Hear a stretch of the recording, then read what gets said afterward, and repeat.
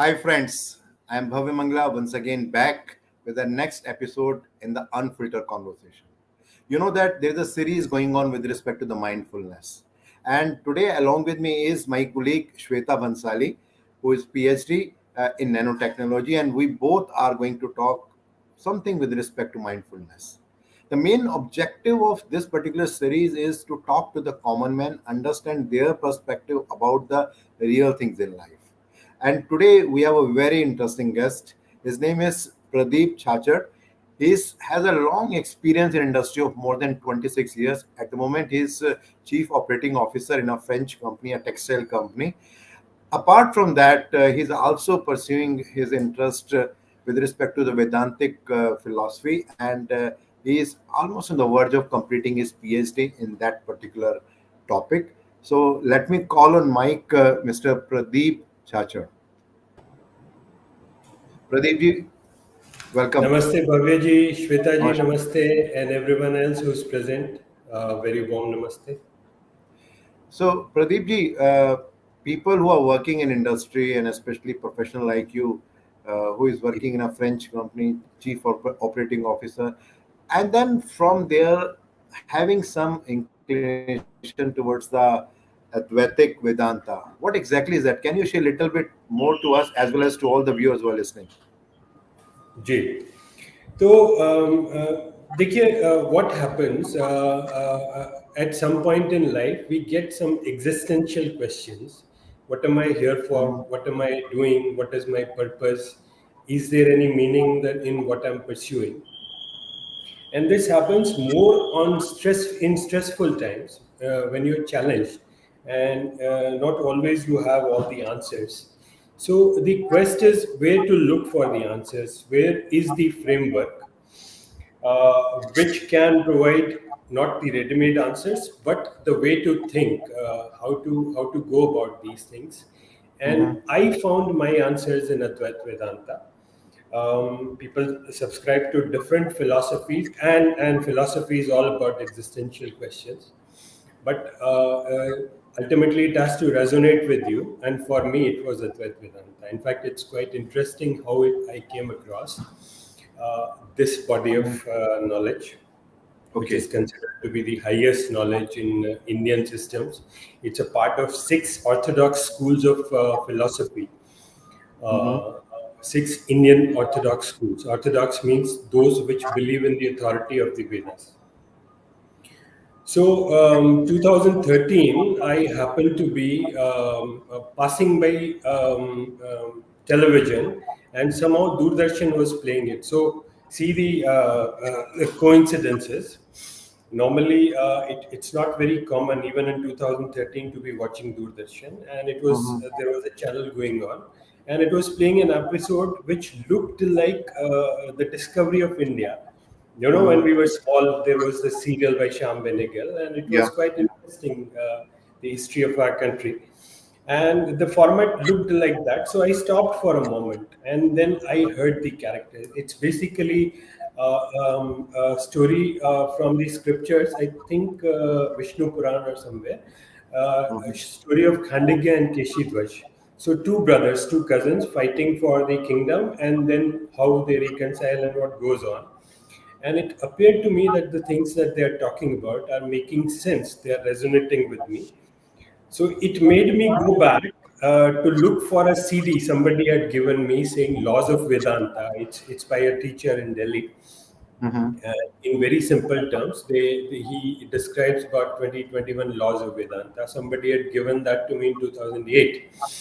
And till that time, I must admit that I thought spirituality and all these things are not for people, normal people. They are, I'm ashamed to say this now, but for losers who cannot help themselves, so they have to seek a resort somewhere else. But I took out that CD, and on long drives, I gave it a good listen. And then again, one thing led to the other. Then there are some books by Swami Parthasarathi of Vedanta Academy. And then it finally led me to Chinmay Mission, who made that CD called Upanishad Ganga. So this was where the Advaita Vedanta part was coming from. And my father, who retired from judiciary, he served as a director of clinical education in one of the national law universities. And 31 years he served as a judge, and some 6 years he was teaching students. And when I asked him to compare which profession he enjoyed most, he said it doesn't matter what he said, but he said it in less than 10 seconds that it's teaching by far. You know, the kind of stimulation that you get with those young minds, bright minds. It Mhm, is so mhm. satisfying that he often would tell me that as a career you should have chosen teaching. So it all came together, Advaita Vedanta, my desire to teach myself, and then his suggestion that I should pursue a PhD. And I thought maybe that's the right way to make myself study. So Mhm. this is how it started, and that's where we are today. Mhm. Wonderful. So, Shweta, you are also PhD in nanotechnology. I think you can align more with respect to what Pradeep is talking about. What is your Yeah, thoughts and opinion about what he said? thank you, Bhavya, because the point is, it is very interesting how Pradeep ji started from one point and the way he is telling, so, like I would say, unfiltered, the name of our show, how unfiltered he is saying that, oh, I thought that spirituality is actually for the losers, not for the common people, Yeah. for day to day life. But I would like to say, Pradeep ji, when you got this realization and then one thing led to another, what prompted you to go for PhD? Because sometimes, like for me, it was like one study after another, and it was my aim to do something in higher studies. What prompted you to actually go for PhD after all these years? So I don't know if it was an internal inspiration. I was always drawn to reading. You know, typically, a very typical example. Even the papers in which we get samosas, me and my brother tend to read them also. So we were very much into reading all our childhood. In fact, when we go to Nani's place, we were scolded that straight away you jump into the books. You are not talking to anyone, not socializing and all. So this was there, and then there was a period where I was not reading so much in college. You know, I got a bit distracted. Let's not talk about that too much. Please don't ask too many questions about that period. But I still felt that urge. I was drawn to books always, and I think in Vedantic terms we call it vasanas, your inherent tendencies which take you in a certain direction. So there, I would say there is a bit of academic bent, and then the whole purpose to was to make myself study in a disciplined way.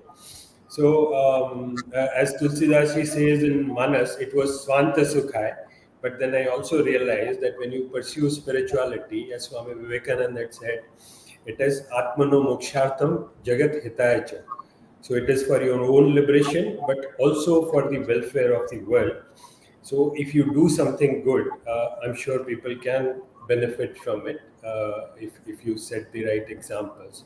I'm too far away from that, but let's at least proceed in that direction. Mm,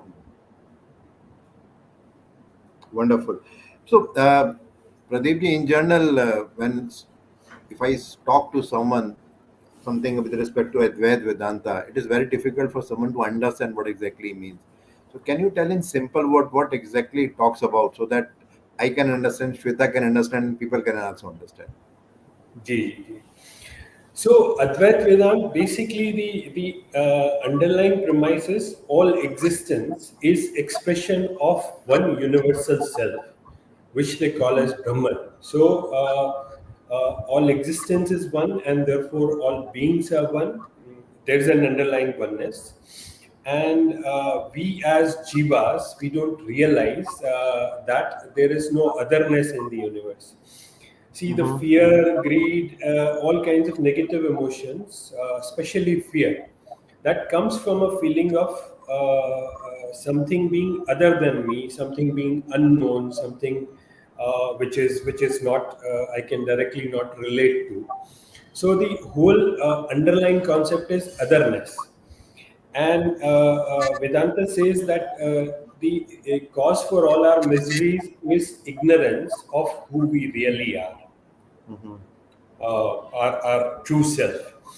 And the whole journey is about realizing what we truly are, who we truly are. And once we realize that, we are liberated from sorrows.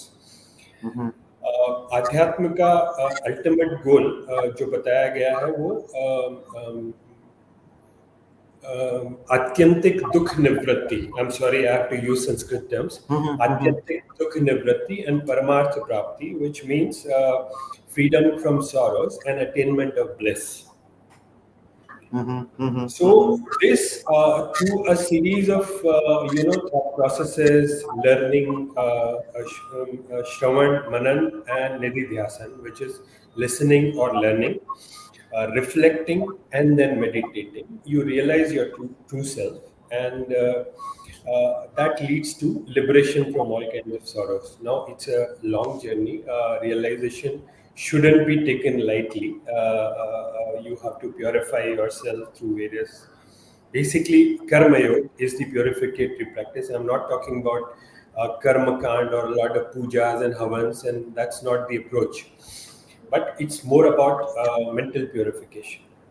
So I don't know if I could answer your question. Yeah, yeah, I think you said many things. But Shweta, he's talking a lot with respect to many good things, especially used a very interesting word bliss.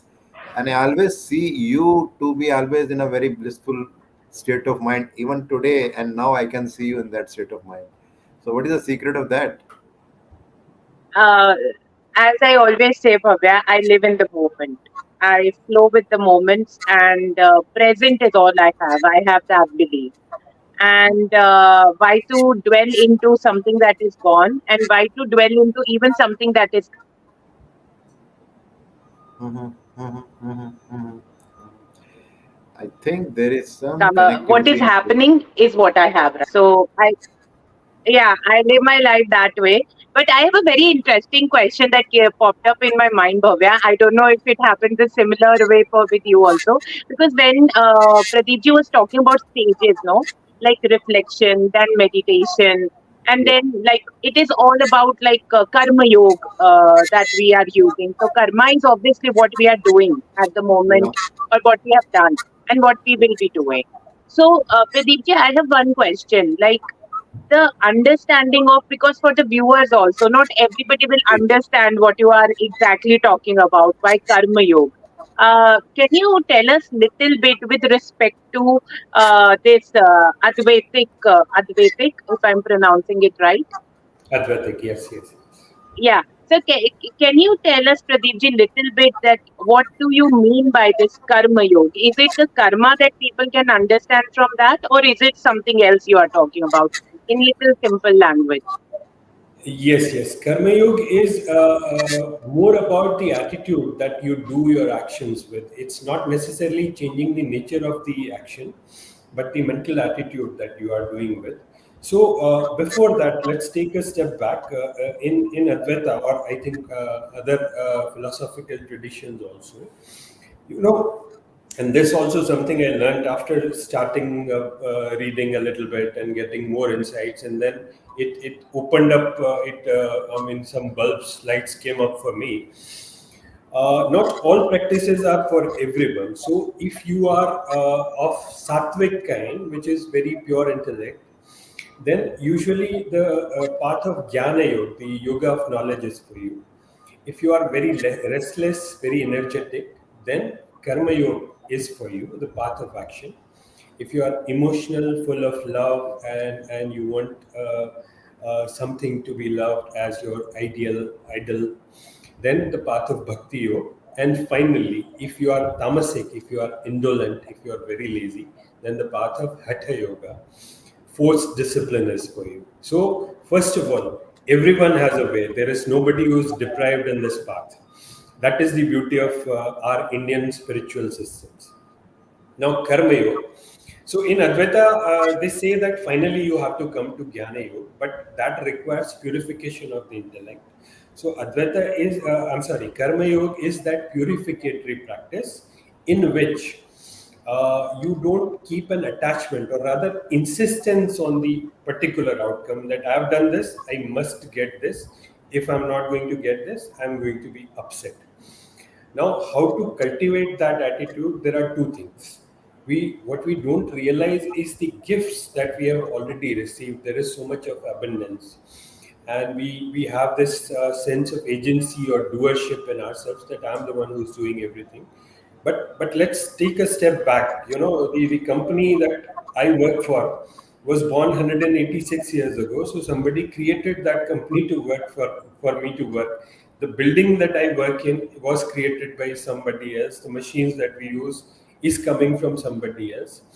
I think ultimately, if I see what I'm doing is whatever opportunities or actions or decisions are coming to me, it's I try to use my intellect and my intentions in the best way to make the right decision. So this sense of agency, we must acknowledge that we have received so much, and we have to work out of a sense of dutifulness. We are just in the process of return.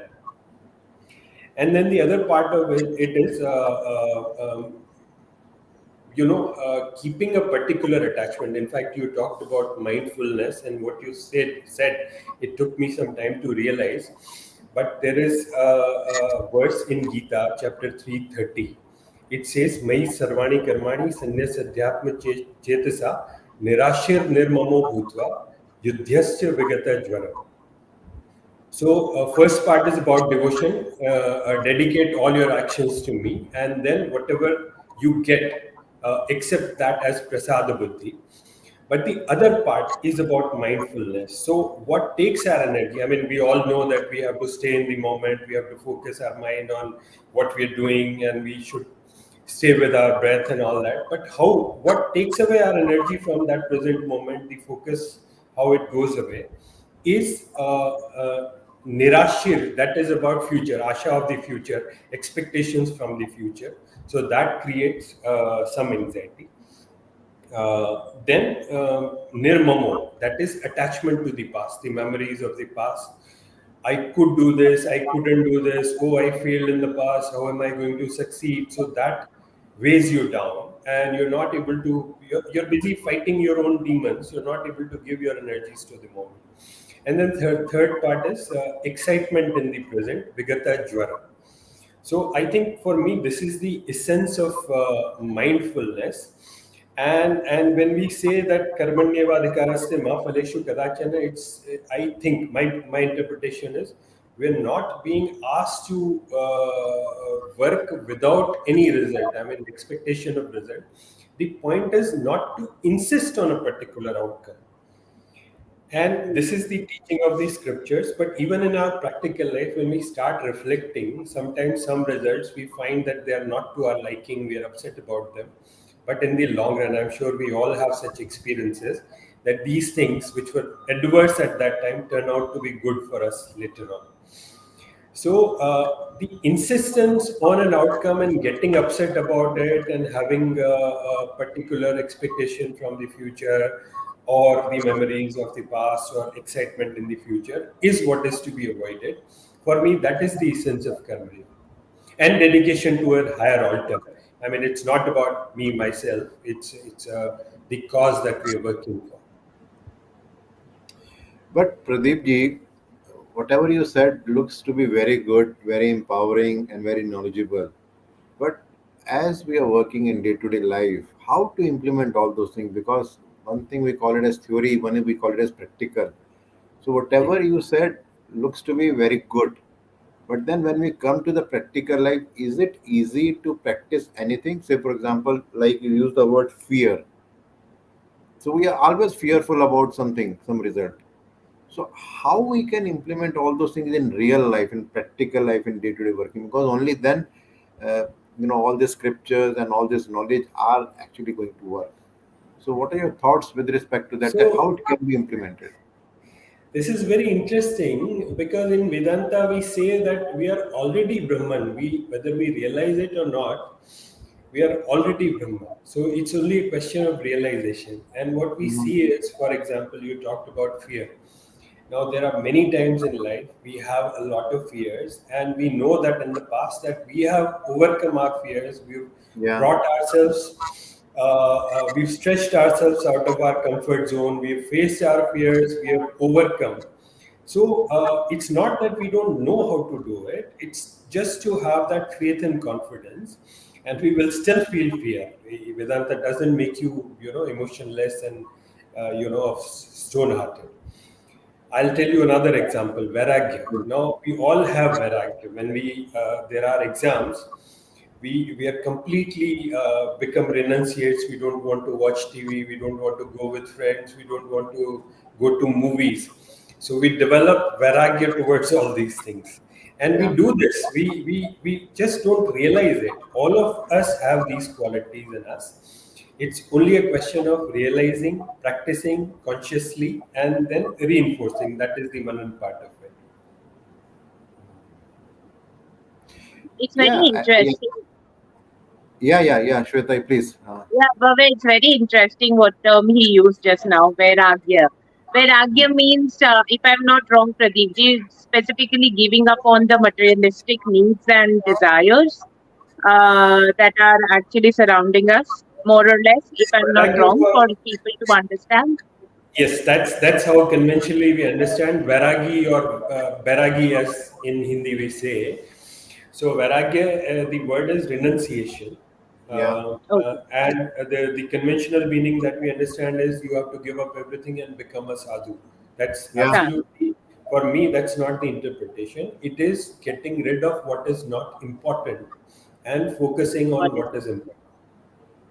For me, that is the Interesting. definition of vairagya. So, since Very our liberation, interesting. our moksha is important, and worldly things can take us only that far, they are not so important. I mean, it's up to you if you want to decide that material things are actually giving you moksha, liberation, happiness, by all means. But Pradeep ji, when we talk about Vairagya, I'm an auditor, you are a CEO, she is a scientist. How we can attain Vairagya? How we can, dissociate ourselves from some results or something, what is happening, and still feel that whether it is happening as per our choice or not as per our choice, still we think that, oh, it is fine and let's accept it. I think theoretically it looks easy, but practically not that easy. No, practically fighting against is more difficult because it's closer to what in Vedanta or in philosophy we called as Viparit Vichar. When your intellect and your mind, which is the seat of emotions, when they're Mhm. not together, they're fighting each other, they're not integrated. You spend a lot of energy fighting yourself. Mhm, So mhm. I think that is more difficult than accepting things as they are and then trying to turn them around. I'm not saying that we shouldn't give up on efforts. We shouldn't slack on efforts. That's not the point. Yeah. We still have to work full force, but the attitude of acceptance, and it's not so spiritual also. We know from our experiences that ultimately we commonly say that ultimately whatever happens happens for the good. So it's a question of reinforcing our belief with the help of philosophical tools or spiritual practices, if you may. And we talked about this two arrow simile. Maybe I should recount it. Yeah, please. So there's a story I read that one of the disciples of Lord Buddha asked him that you told us that when we become spiritual, we would be freed of all sorrows. We have been practicing for so long, but we don't see it happening. So what happened? So he said, imagine a warrior who's in a battle and he gets shot by an arrow. And imagine that after a few minutes, he gets shot in the same place by the second arrow. So the first arrow is your prarabdha, your destiny. It's your accumulated karma manifesting in that life. That I cannot do anything about it. You have to go through. But the second arrow is your reaction to it. And what I'm teaching you will change your reaction, not your situation, not your circumstances. but Mm-hmm. your reaction to it. I mean, I read a very, I rather heard a TEDx talk by a lady called Dr. Jill Taylor of the Mm-hmm. US. Okay. She said that whatever happens to us stays with us physiologically. The chemical reaction in the body lasts for about 90 seconds. Whatever happens after that is our choice to stay in that loop. Mm-hmm. Mm-hmm. Mm-hmm. So Mm-hmm. it's often, I mean, why did he say this to me? How can he say that to me? How I worked so hard, still I didn't get the promotion. So it's our choice to stay in that loop, and it is possible.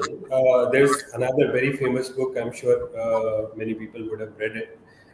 It's Viktor Frankl's A Man's Search for Meaning. So he Mm-hmm. recounts the story how he survived 3 years in concentration camps, Nazi concentration camp. Most meaningless suffering that a man can endure. But he went through it, and he was one of the few who came out alive of that camp and still lived to write that book. He was a positive psychologist.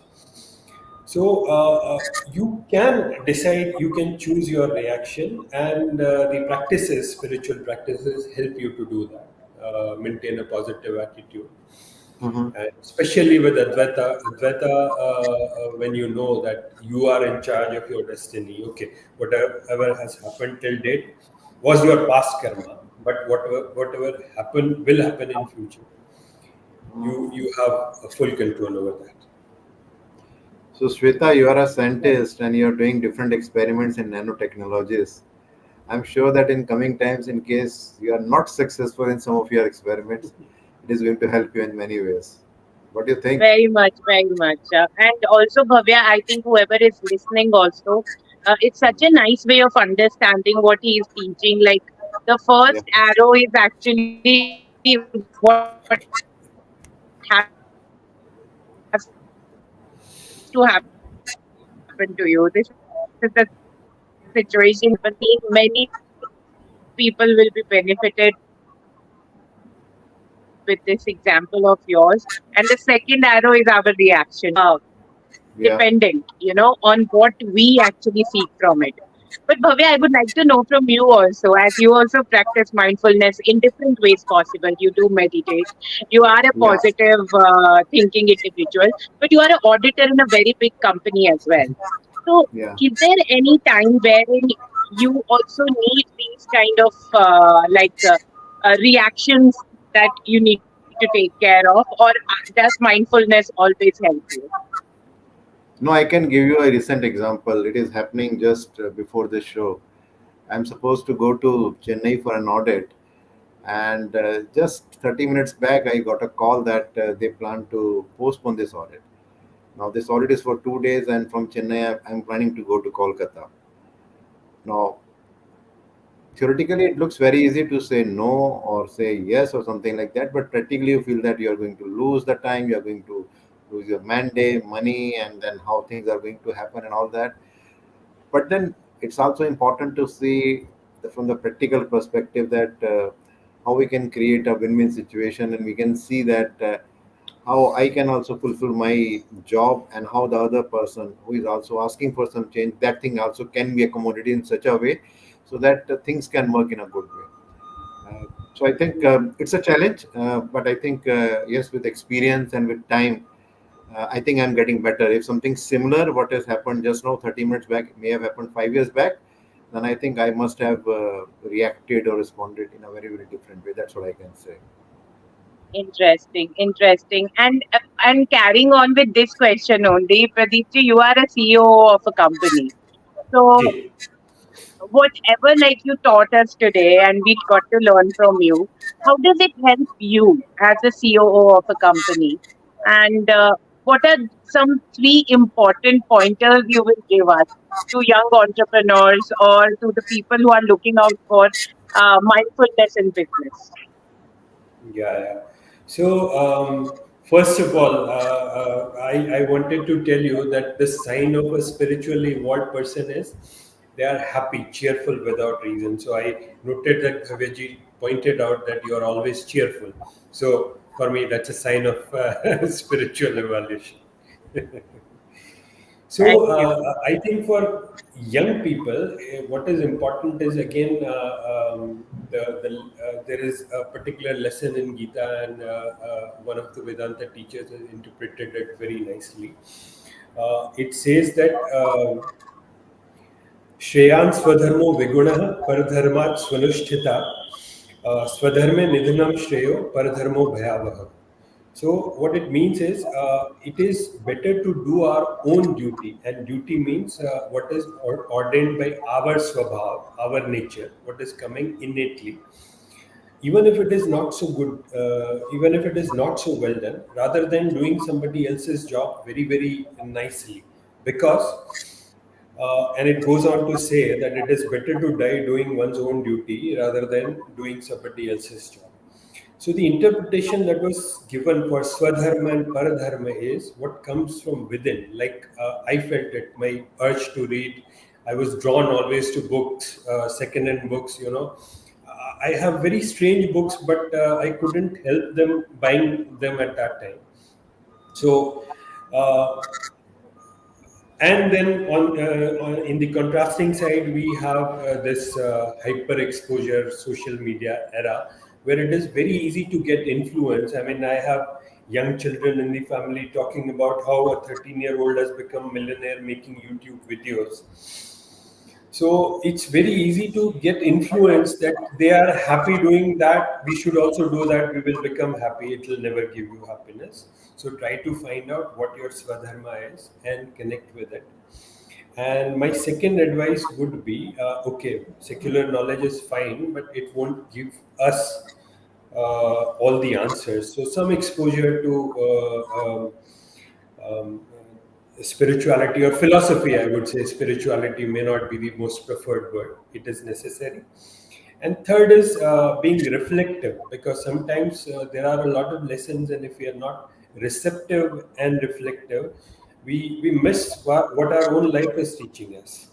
So for me, these things are important. We should choose our profession carefully and then do our best, dedicating it to the higher cause. Wonderful, wonderful. Pradeep ji, I think today it was a very good learning session for me as well as Shweta both. There were many new things that we could learn from you, especially with respect to Advaitic Vedanta, which I think I am not aware much about it.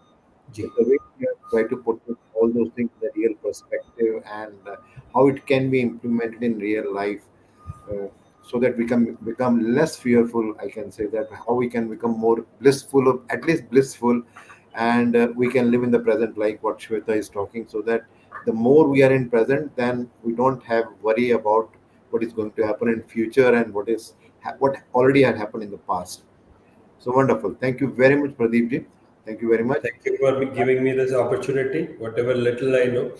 The good thing, if I could say any, are from my teachers, and the mistakes, if any, are mine. So I still am on the learning path. I don't know if I made some mistakes; they are entirely mine. Wonderful. Thank you very much, and hope to see you again very soon. Thank Thank you. you. Bye bye. Thank you. Bye bye. Thank you, Bye. Shweta. Thank Thank you. you, Bye Pradeep ji. bye. Bye bye. Thank you. Thank Thank you, you. Shweta. Thank you, Bhavya.